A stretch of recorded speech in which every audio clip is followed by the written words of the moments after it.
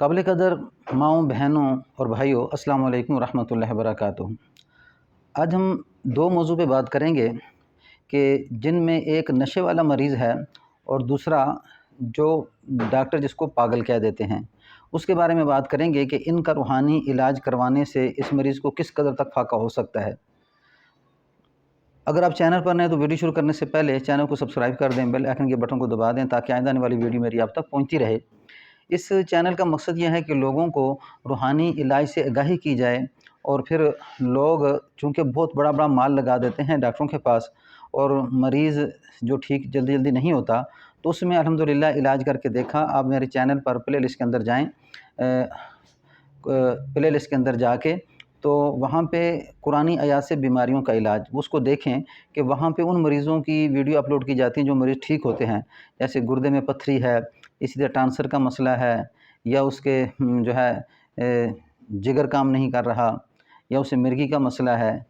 इसी तरह मुख्तलिफ़ किस्म की वीडियो हैं जो जब मरीज़ ठीक होता है, बाज़ जादू के असरात के मरीज़ होते हैं, बाज़ जिन्नात के मरीज़ होते हैं, तो जब वो मरीज़ ठीक होता है तो 3 दफ़ा दम डालने के बाद मैं उसकी वीडियो अपलोड करके चैनल पे लगा देता हूँ। तो आप उन मरीज़ों से जो मरीज़ ठीक होते हैं, आप उनसे रब्ता करके पूछ भी सकते हैं कि आपका मरीज़ किस तरह ठीक हुआ, कैसे ठीक हुआ। एक तो ये बात।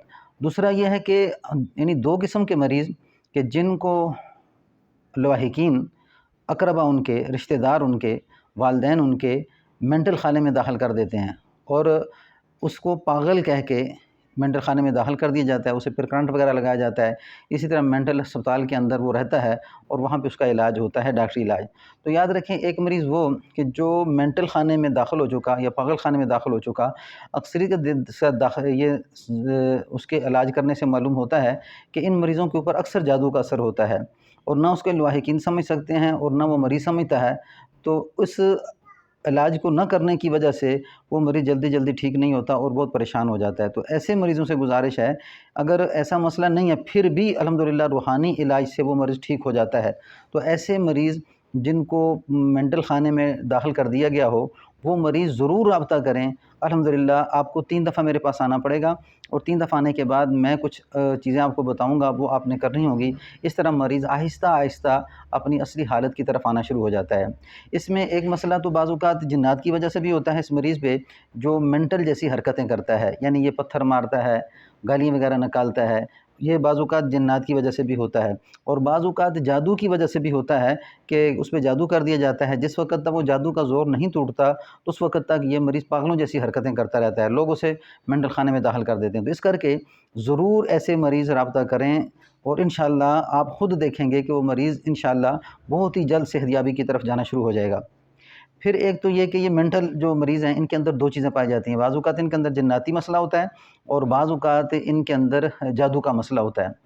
और दूसरा मरीज़ नशे वाला मरीज़, यानी जो इंसान नशे का बहुत ज़्यादा आदी हो चुका है, ये भी यानी कि अक्सर या तो नज़र की वजह से ऐसा हो जाता है कि उसकी कोई अदाएँ अच्छी होती हैं, उसकी जो ज़िंदगी अच्छी होती है, तो उसको नज़र लग जाती है और वो नशे में आके अपनी ज़िंदगी बर्बाद कर देता है। ये इस वजह से भी होता है।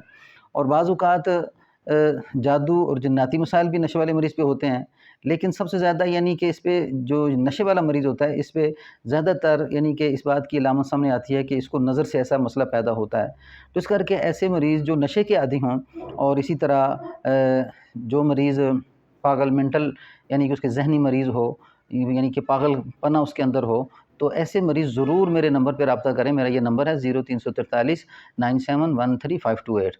ये नंबर है और अगर इस नंबर पे आप राब्ता करके मुझसे पूछ सकते हैं कि इस मरीज़ का इलाज किस तरह किया जा सकता है। फिर इसमें 2 तरीके से इलाज किया जाता है। एक वो मरीज़ होते हैं कि जो मैं मनसरा का रहने वाला हूँ, मनसरा के इर्द-गिर्द जो लोग होते हैं, तो उनको मैं अपने पास बुलाता हूँ।